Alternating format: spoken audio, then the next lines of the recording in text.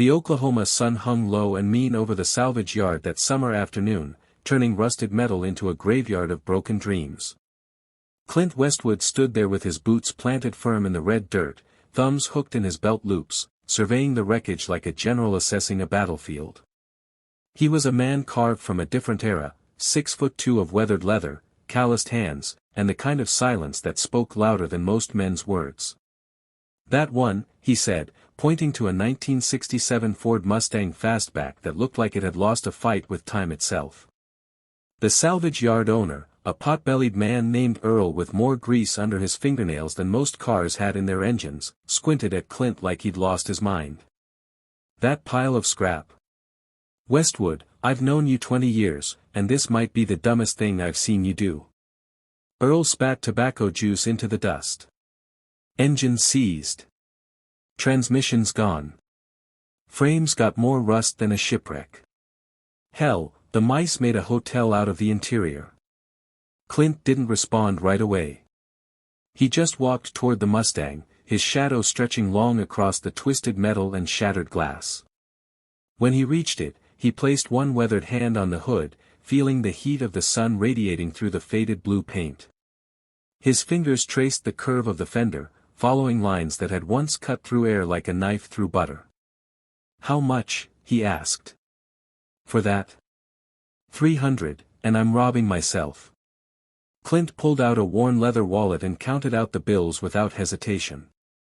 Earl took the money with a shake of his head. "You planning to fix that thing?" "I'm planning to teach somebody what it means to build something from nothing," Clint said, his voice like gravel rolling down a canyon. "Know any kids need learning?" Tyler Morrison was 17 years old and angrier than a hornet's nest in a hailstorm. He'd been angry since his father walked out 2 years ago, angry since his mother started working double shifts at the diner, angry since he realized that nobody gave a damn about a kid from the wrong side of Stillwater, Oklahoma. He channeled that anger into his fists, which had gotten him suspended from school 3 times in the past year. When Judge Patterson gave him a choice between juvenile detention and community service, Tyler chose the latter. When the community service coordinator told him he'd be working with some old cowboy restoring a car, Tyler almost chose detention instead. That's how he found himself standing in Clint Westwood's barn on a Monday morning, staring at the most pathetic excuse for a car he'd ever seen. "This is what I'm supposed to work on." Tyler kicked at the dirt floor, his hands shoved deep in his hoodie pockets. "This thing's garbage." Clint was bent over a workbench, organizing tools with the patience of a man who understood that order was the foundation of everything. He didn't turn around when he spoke. "Garbage is what you throw away because it has no value," he said. "This Mustang? It's just waiting for someone to remember what it's worth. It's worth scrap metal. So are you, by that logic."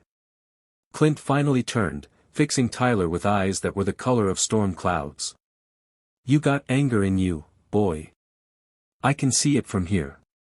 Question is, you gonna let it rust you out from the inside, or you gonna use it to build something?" Tyler's jaw clenched. "You don't know anything about me. I know you're here instead of jail. I know you think the world's against you. And I know you ain't never built nothing with your own 2 hands." Clint walked over to the Mustang and ran his hand along its battered frame. This car was born in 1967. That was a year when America still believed in itself, when men built things to last, when muscle meant something more than how hard you could punch. He pulled out 2 pairs of work gloves and tossed one to Tyler. "We start with the engine. 6 hours a day, 6 days a week. You show up on time, you work hard, and you keep your mouth shut unless you got questions. Do that, and I'll teach you what true muscle is." The first week was hell. Clint had Tyler pulling every piece of the seized engine apart, labeling each component, cleaning away decades of grime and neglect. The work was dirty, tedious, and seemed pointless. Tyler's hands blistered. His back ached. He went home each night smelling like motor oil and rust. "Why am I cleaning parts that are just gonna get thrown away?" Tyler demanded on the 3rd day, holding up a corroded piston covered in sludge. Because you need to understand what failed and why, Clint replied, not looking up from the carburetor he was rebuilding. Engine seized because somebody didn't change the oil. Didn't maintain it. Didn't respect what it was. Sound familiar? Tyler threw the piston down. What's that supposed to mean? Clint set down his tools and straightened up, fixing Tyler with that penetrating stare. Means you're running hot without oil, boy. Means you're burning yourself up from the inside because nobody taught you how to maintain what matters. Your temper, your potential, your future, all seizing up because you think anger's enough to get you through. Anger's all I got. No. Clint walked over and picked up the piston Tyler had thrown. Anger's your fuel. But fuel without an engine is just a fire waiting to burn everything down. You want to go somewhere, you need to build the machine first. You need structure. Discipline. Purpose. He handed the piston back to Tyler. Clean it again. This time, do it right. Weeks turned into months. The summer heat gave way to autumn's cool breath, and something began to shift in that barn. Tyler learned to read micrometers and torque wrenches. He learned the difference between horsepower and torque, between compression ratios and camshaft profiles. He learned that Clint didn't tolerate shortcuts, excuses, or half measures. But more than that, he learned that the old cowboy didn't give up on things, or people, just because they were broken. One afternoon in late September, they were fitting new cylinder heads when Tyler finally asked the question that had been gnawing at him.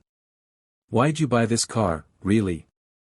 Clint was quiet for a long moment, his hands working steadily to torque down bolts in the precise sequence. Had a Mustang just like this when I was your age, he finally said. Worked 2 jobs to buy it. Spent every free minute making it perfect. That car was my pride, my freedom, my proof that I could build something worth a damn. What happened to it? Wrapped it around a tree when I was 19. I was angry about something, can't even remember what now. Thought driving fast and reckless made me tough. Made me a man. Clint set down the torque wrench and looked at Tyler. Spent 6 months in the hospital. Lost my best friend who was in the passenger seat. The barn fell silent except for the distant sound of whine through the rafters. I ain't bought another Mustang in 47 years, Clint continued. Until I saw this one. Broken, forgotten, waiting for someone to give it another chance. Reminded me of something important. What's that? That muscle ain't about how hard you can hit or how fast you can run. True muscle is about how much weight you can carry. How long you can endure. How you show up every day and do the work, even when it's hard, even when you can't see the finish line. He placed a hand on the engine block. This car's gonna have a 289 cubic inch V8. That's real muscle. But you know what makes it run? Tyler shook his head. Timing. Precision.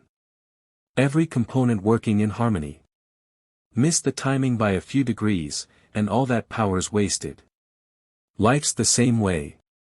You got power in you, Tyler. I've seen it. But without control, without purpose, you're just making noise and smoke. Winter arrived, and the Mustang began to transform. They rebuilt the transmission, replaced the rusted floor panels, rewired the entire electrical system. Tyler stopped showing up in his hoodie, started arriving early, began asking questions before Clint even finished explaining things. His mother noticed the change. The school counselor noticed. Even Judge Patterson, at their 3-month review, couldn't hide his surprise. Mr. Morrison is developing quite the reputation as Mr. Westwood's apprentice, the judge said, looking over his reading glasses. Haven't had a single incident report since June. Tyler sat straighter in his chair. Learning a lot, sir. After the hearing, Tyler returned to the barn to find Clint spray painting the final coat of blue on the Mustang's body. The car gleamed like a jewel under the work lights, every curve restored, every surface perfected. She's beautiful, Tyler breathed. She's almost done, Clint corrected. Still needs final assembly. Interior work. Testing. That's your job for the next month. Mine. Can't restore an engine and not hear it run, boy. Can't build something without seeing it through to the end. The first weekend of spring, they rolled the Mustang out of the barn for its maiden voyage. The engine turned over with a growl that shook the ground, 289 cubic inches of American muscle singing a song that echoed across 40 years of silence. Tyler sat in the driver's seat, his hands trembling on the steering wheel. Clint stood beside the car, one hand resting on the roof. "Remember what I taught you about muscle?" Clint asked. "It's not about power. It's about control. And showing up. Doing the work. Carrying the weight." Clint nodded. "You've got a choice now, Tyler. You can take this car, drive it like I drove mine 47 years ago, fast, reckless, angry. Or you can drive it like a man who knows what it's worth. Like someone who built something from nothing and refuses to waste it." Tyler looked at the gauges, at the perfectly restored interior, at the reflection of himself in the chrome. He saw something different than the angry kid who'd walked into this barn 9 months ago. "I'm not that kid anymore," he said quietly. "No, you're not. You're a builder now. A mechanic. Someone who knows that broken things can be restored if you're willing to do the work." Clint stepped back from the car. "Take her out. Nice and easy. Feel what you built." Tyler eased the clutch out and felt the Mustang roll forward, felt the power waiting beneath his foot, felt the control at his fingertips. He drove down the dirt road slowly, deliberately, with the kind of respect that only comes from understanding what something truly costs. When he returned, Clint was waiting with something in his hands. "This is the title," the old cowboy said, holding out the document. "It's got your name on it." Tyler's eyes widened. "What? No, I can't." "You earned it. Every bolt, every wire, every drop of sweat. That Mustang's yours now. But it comes with a responsibility." "What's that?" Clint's weathered face cracked into something that might have been a smile. "Someday, when you're my age, you find some angry kid who needs teaching. You buy a broken-down car, and you show them what true muscle is. You pass it forward." Tyler took the title with hands that no longer trembled with anger, but with something else: purpose, gratitude, understanding. He looked at the Mustang, gleaming in the spring sunlight, and realized that Clint had been right all along. They hadn't just restored a car. They'd built something far more important. They'd built a future from the wreckage of the past, one bolt at a time. Years later, Tyler Morrison would stand in his own barn, teaching his own angry teenager the difference between horsepower and character, between speed and control, between muscle and meaning. And when that kid asked why he bought a broken-down car to restore, Tyler would run his hand along its rusted frame and say, "Because someone once taught me that broken things can be fixed. That anger can be fuel. That true muscle isn't about how hard you hit, it's about how much weight you can carry." And somewhere in Oklahoma, an old cowboy named Clint Westwood would nod in approval, knowing that some engines never truly die. They just wait for the right hands to bring them back to life.